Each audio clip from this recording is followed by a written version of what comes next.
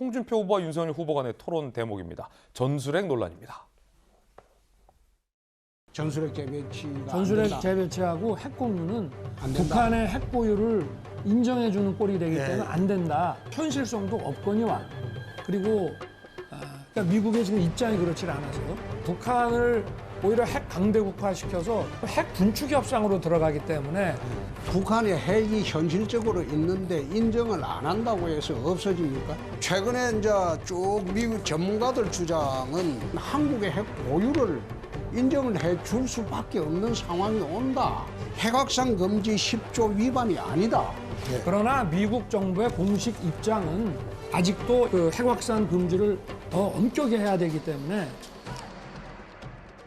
확실히 홍준표 후보가 조경태 선대위원장의 조언을 들어서 굉장히 이제 정책적인 토론하는 대목이었는데 그런가 하면 원희룡 후보와 홍준표 후보는 민주당 이재명 후보를 공격했습니다. 대량 살상 무기가 이재명이다. 이런 얘기도 나왔다고 하는데 들어보시죠.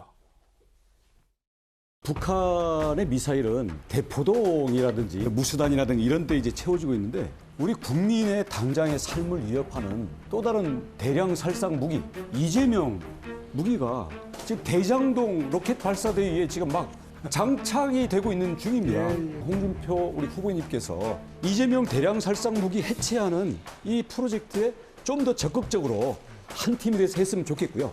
구치소인가 감옥인가로 가야 될 거다라고 말씀을 하셨더라고요. 저도 확신하고 똑같습니다. 무슨 제목으로 갈 것 같습니까? 지금 나와 있는 거로 보면 뇌물로 볼 수 있고 저는 배임이라고 이야기하는데 윤석열 총장님께서 지난번에 적용했던 경제공동체, 공범이론 이런 걸 적용할 수도 있겠죠. 그렇죠. 그게 배임이고요. 가장 성남시장으로서 뇌물죄가 가장 크지 않을까요? 근데 뇌물죄가 되려면 본인이 받는 거를 뭐 계좌가 있든지 녹취가 있든지 해야 되는데 그분이 누구냐? 그분이 그 이재명 지사 아니겠습니까? 그 영악하고 그 뻔뻔한 사람이 그런 흔적을 남겨놨겠습니까? 흔적이 안 남아도 검사가 그 정도는 윤석열 총장인 것 같으면 벌써 밝혔을 건데. 원희룡 후보와 홍준표 후보를 포함해서 야권의 대권 주자는 거의 확신을 하고 있는 분위기인데 전재수 의원님 어떻게 보십니까? 지금 이제 네 분 중에서 한 분과 본선 대결해야 될 텐데 네 분 모두 이재명 후보에게 범죄 혐의점이 있다. 뇌물이냐 배임이냐 이런 얘기도 나왔고 감옥 보내겠다, 감옥 갈 거다라는 다양한 얘기도 나왔습니다. 어떻게 보십니까? 저는 이제 국민의힘이 치열한 내부 경선을 거치고 있지 않습니까? 그리고 이제 이재명 후보는 민주당의 대선 후보 경선 과정을 거쳐서 후보가 이미 됐고, 그러면 국민의힘 경선을 치르고 있는 후보자들 입에서 무슨 이야기가 나오는 것은 이거는 뭐 뻔한 이야기 아닙니까? 그런 차원에서 민주당이 후보가 된 이재명 후보에 집중적으로 이제 공격을 하고 그렇게 할 수밖에 없을 겁니다. 그건 당연한 겁니다. 그리고 또 경쟁하는 후보들로서는 뭐 저는 당연하다고 생각을 하고요. 다만 이제 뭐 사람에 빗대 가지고 대량 살상 무기다. 대량 살상 무기. 이게 대량 살상 무기라는 것 자체 이 표현 자체도 좀 이게 그 군사적 용어고 일상적으로 잘 쓰지 않는데 그걸 이제 그래도 경쟁하는 당이긴 해도 이 사람에 빗대 가지고 대량 살상 무기다 이렇게 하는 것은 좀 이게 과한 표현이고 지금 민주당도 좀 아쉬운 측면도 있고 국민의힘도 좀 아쉬운 측면들이 있는데 지금 어떻게든 지금 무너진 국민의 삶을 이렇게 세우고 대한민국이 추격 국가에서 이제는 선도 국가로 위상을 가지고 가고 있는데 그러한 국가 위상에 맞는 그런 좀 대통령 선거 그래서 정책 토론이 좀 됐으면 좋겠는데 이런 식으로 이제 거친 단어들이 좀 물론 이제 정치가 입으로 하는 거기 때문에 때로는 거칠 수가 있습니다. 그러나 이것이 너무 좀 과하거나 이러면은 좀 저는 문제가 있다고 보고요.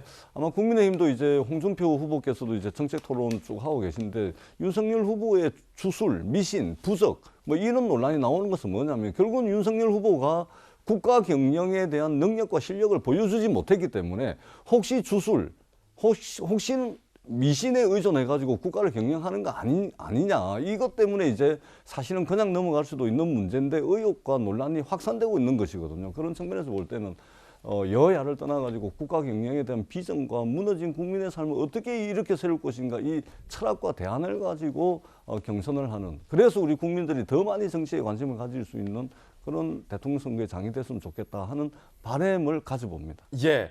한편 국민의힘의 이준석 대표는 도보 투쟁 중인데 광주에 가서 이재명 후보를 향해서 그리고 민주당을 향해서 이렇게 요구를 했습니다. 특검 받아라. 이재명 후보에 경고한다. 시간 때우기식 아무 말 대잔치식으로 상황을 모면할 수 있다고 생각하면 오산. 민주당이 특검 받지 않으면 후보의 문제가 이제는 민주당의 문제가 되리라는 것을 명백히 경고한다라며 특검을 촉구했습니다. 조경태 의원님, 네. 홍준표 캠프를 이끄는 좌장이시잖아요. 홍준표 캠프에서는 이 이재명 후보에게 향한 대장동 의혹에 대해서 홍 캠프를 이끄는 좌장으로서 홍 캠프에서는 이거 어떻게 보고 있습니까? 네, 사실은 지난번 LH 투기 사건만 났을 때도 국민들이 굉장히 좌절하고 분노하지 않았습니까? 근데 이번에 대장동 비리 게이트가 터지면서 국민들이 거의 뭐 패닉 상태에 있다 이래 보고 있고요. 이런 점에서 진실을 규명하자고 계속해서 주장하고 있음에도 불구하고 민주당 내에서는 이걸 받아들이지 않고 있는 그런 흐름입니다. 그래서 저는 이재명 후보가 정말 당당하고 뭐 이론도 받지 않았다고 하니까요. 그럼 당당한 모습을 국민들께 보이고 또 야당과 국민들의 그 목소리, 그 특검에 대한 목소리를 받아들이게 되면은 이런 논란들이 덜할 텐데 지금 특검은 받아들이지 않으면서 자꾸 이것을 오히려 역으로 국민의 힘 게이트다라고 이렇게 하는 부분에서 국민들께서는 그야말로 좀 후한무치하다.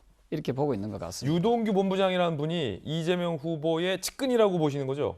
뭐 최측근이죠. 왜냐하면 최측근이다. 유동규라는 분이 그 이력을 보면은 이분이 전혀 그 성남에 있는 도시개발공사 본부장으로 그 아주 알짜배기의 자리에 그 임명이 됐다는 것 자체만 해도 저는 최측근이라고 보고 있고요. 또한 이재명 후보가 지금 경기도지사지 않습니까? 도지사로서 재임하면서 또 차관급인 그 도시 관광공사, 관광공사 또 사장으로 또 임명이 됩니다. 그 이재명 후보가 가는 곳마다 유재동이라는 그분이 유동규라는 분이 그 이름이 거론이 되니까 이거는 최측근이라고밖에 할 수 없다 이런 생각을 하고 있죠. 예. 자, 홍준표 캠프에서 어떻게 바라보고 있는지에 대해서 조경태 의원의 의견을 들어봤고요. 잠시 후에 이 대장동 의혹과 관련해서 또 치열하게 준비가 되어 있습니다. 잠시 후에 이야기 나눠보겠고요.